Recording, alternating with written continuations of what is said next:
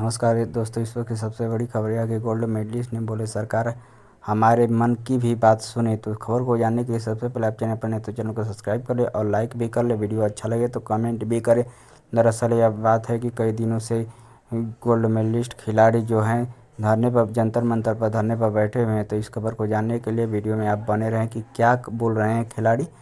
तो चलिए आइए जानिए। टॉर्चर से गुजर रहे हैं, सिर्फ एक इसमें कि हमें इंसाफ मिले हम खिलाड़ियों को।